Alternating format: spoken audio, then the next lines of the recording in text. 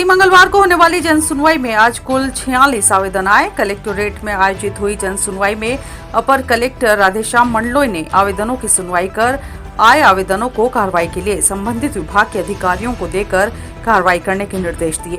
जनसुनवाई में गंगासागर कॉलोनी के निवासियों ने ईंट भट्टा से होने वाले नुकसान को देखते हुए ईंट भट्टों को कॉलोनी के पास से हटाए जाने की मांग की।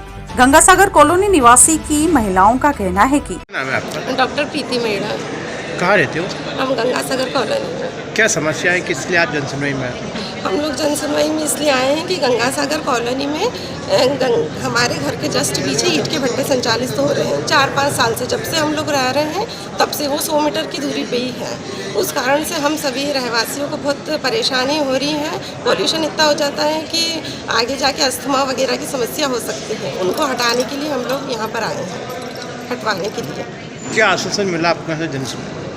हमारी यहाँ पर मुलाकात तहसीलदार ऋषभ ठाकुर जी से हुई है। उन्होंने बोला है कि मैं भेजता हूँ पटवारी वगैरह को, अब देखो उसके बाद फिर क्या होता है। कितने मकान है उधर टोटल परेशान? 200 करीब होंगे, 200-250 करीब होंगे। मेरा नाम मधु वर्मा है। मैं गंगासागर कॉलोनी में रहती हूँ और जो हमारा गंगासागर कॉलोनी है उसके पिछला हिस्सा जहाँ है वहाँ पर ईंट के भट्टे मतलब पहले एक था, फिर 2 हुए, अब कंटिन्यू 2 महीने के अंदर ही 3-4 हो गए हैं। और वो उनकी जो धुआं है वो इतना ज़्यादा वो है कि अपन पास से होके निकल नहीं सकते हैं। तो जो आधे मकान जो हैं वो तो वो कम से कम मतलब 24 घंटे उसको झेल रहे हैं, रह रहे हैं। तो उनका तो सांस लेना ही मुश्किल हो गया है। और उससे बुज़ुर्ग लोग जो हैं उनका मतलब दमे की शिकायत है, बच्चे हैं, उनको प्रॉब्लम हो रही है। तो आप सोच सकते हो कि अपन निकल नहीं सकते हैं, तो वो 24 घंटे कैसे रहेंगे। और प्रशासन से हम हर 6 महीने में, 1 साल में हम 3 से 4 बार आ चुके हैं यहाँ पर। वो पटवारी आते हैं और वो आके फिर वही आश्वासन दे के चले जाते हैं। पता नहीं फिर आगे क्या होता है क्या नहीं होता है। वो 1 महीना बंद होता है, फिर से चालू हो जाता है। फिर हम 6 महीने में आते हैं कि चलो अब चलें ही सही, फिर आते हैं, फिर यही बात होती है। तो मतलब प्रॉब्लम तो वहीं की वहीं है।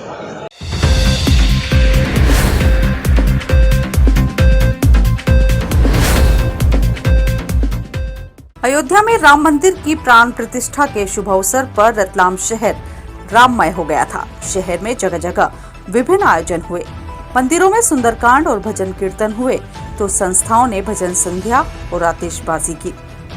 रेलवे कॉलोनी स्थित अधय शक्ति धाम पर भव्य दीपो उत्सव के साथ जूनियर लखा की भजन संध्या का आयोजन किया गया। सुमधुर भजनों पर मौजूद महिलाएं और बच्चे झूम उठे।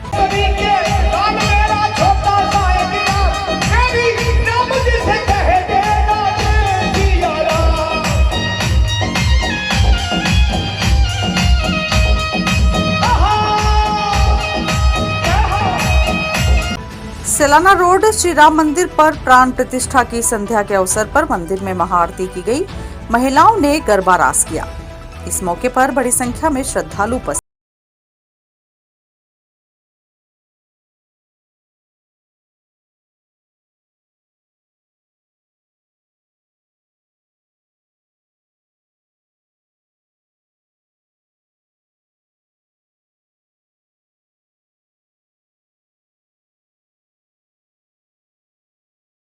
युवा नेता जुबिन जैन द्वारा प्राण प्रतिष्ठा कार्यक्रम की संध्या पर भव्य संगीतमय रामजी का कार्यक्रम आयोजित किया गया था।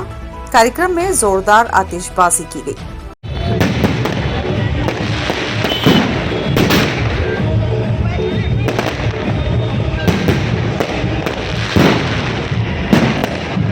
सेलाना बस स्टैंड चौराहे पर श्री राम मंदिर प्राण प्रतिष्ठा के मौके पर दोपहर में जवाहर व्यायामशाला एवं अंबर ग्रुप के सदस्यों द्वारा वैभव जाट, गौरव जाट पहलवान के नेतृत्व में जोरदार आतिशबाजी की गई।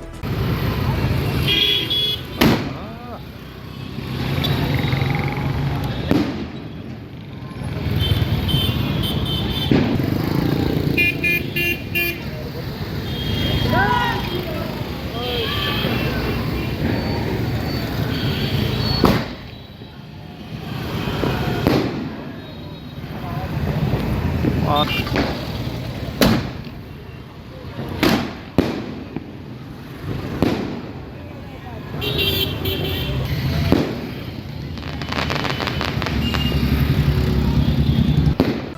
ब्रह्मा कुमारी संस्था ने भी प्राण प्रतिष्ठा की संध्या पर भगवान राम सीता के साथ डोंगरी नगर कार्यालय से श्री राम मंदिर तक पैदल यात्रा निकाली।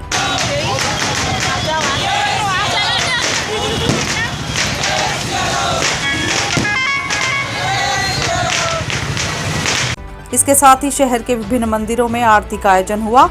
शक्तिनगर महाकाल मंदिर पर सुंदरकांड के साथ आरती का भव्य आयोजन हुआ।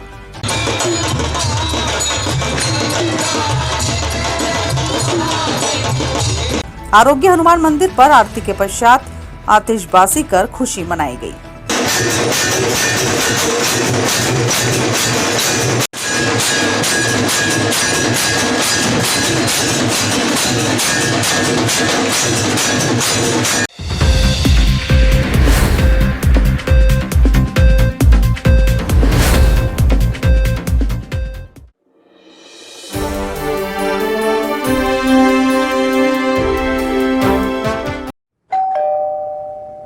अरे अंकल वेलकम, आइए ना। हाँ बेटा।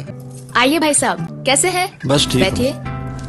थोड़ा परेशान हूँ। अरे क्या परेशानी है? पिछले 25 दिनों से लोन के लिए घूम रहा हूँ। 25-30 हजार रूपए मेरे खर्च हो गए। कभी लीगल इशू, कभी सिविल रिजेक्ट, कभी वैल्यूएशन रिजेक्ट। 70,000 की सैलरी होने के बाद भी मुझे लोन नहीं मिला। चिंता ना करें भाई साहब, आपने कॉर्पोरेट फाइनेंशियल सर्विसेज का नाम सुना है? हमारा तो बिना किसी परेशानी के परसों ही लोन सैंक्शन कराया है इन्होंने। चाहे होम लोन हो, मोर्गेज लोन हो, कार लोन हो या ओडी लोन हो, किसी भी प्रकार का लोन हो, all over MP best service provider. Corporate financial services आपको आसानी से लोन प्रोवाइड करवाती है। सच में? जी हाँ, ये 108 बैंक्स और एनबीएफसी के पार्टनर्स हैं। अरे दीदी, हमें तो 2 दिन में ही लोन मिल गया था। अरे हाँ, 48 घंटे में लोन प्रोवाइड कराने की गारंटी भी इन्हीं की। अरे वाह, वैसे क्या नाम बताया आपने? Corporate financial services. चाहिए 5 लाख या 500 करोड़ का लोन, मिलेगा हर तरह का convenience at corporate financial services. अरे मैडम, आज मैं बहुत खुश हूँ। मेरा लोन तो 48 घंटे के पहले ही सैंक्शन हो गया क्या है। बात है, बधाई हो भाई साहब। अधिक जानकारी के लिए संपर्क करें। हमारा पता corporate financial services 21 Kothari market 232 Ratlam. Contact number 07412356268 6263791851।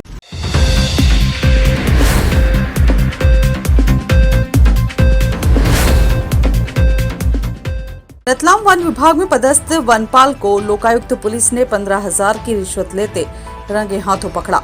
पकड़े गए वनपाल का नाम वीपी पुष्कर है। वनपाल पुष्कर पिछले 2 माह से नामली निवासी लकड़ी का व्यापार करने वाले सुरेश पाटीदार को झूठे केस में फंसाने की धमकी देकर 15,000 रुपए मांग रहा था। फरियादी सुरेश ने इसकी शिकायत लोकायुक्त पुलिस उज्जैन को लिखित में की।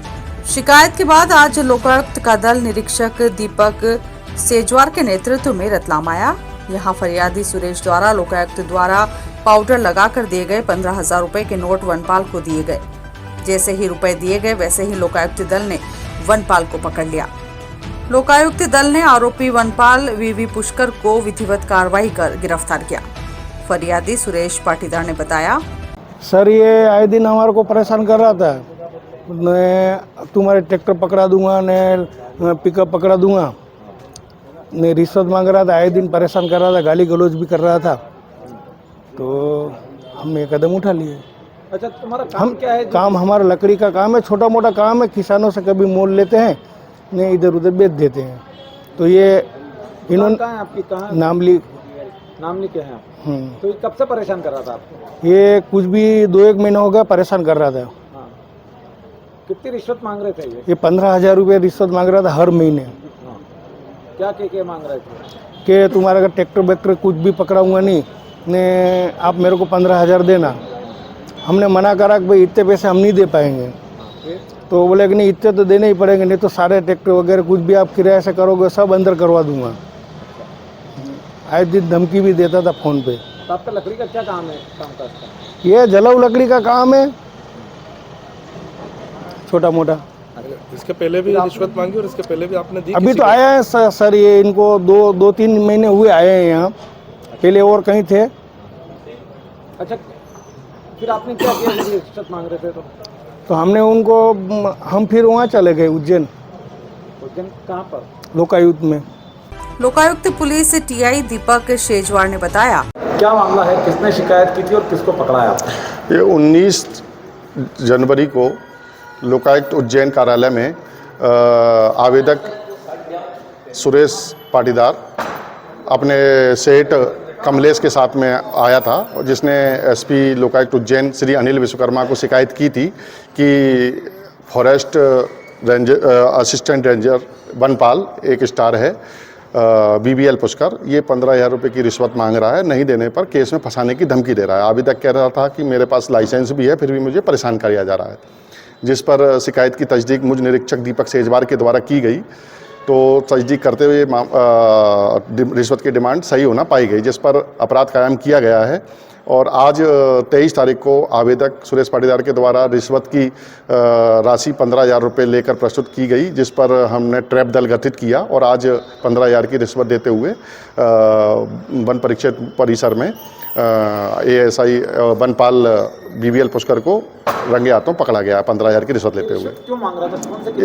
ये केस में फंसाने की धमकी दे रहा था कि तेरे खिलाफ केस बना दूंगा लकड़ी का, और वो कह रहा मेरे पास लाइसेंस भी है, सूखी लकड़ी और बबूल का काम करता है, तो उसको धमकाने के लिए 15,000 की रिश्वत मांग रहा था।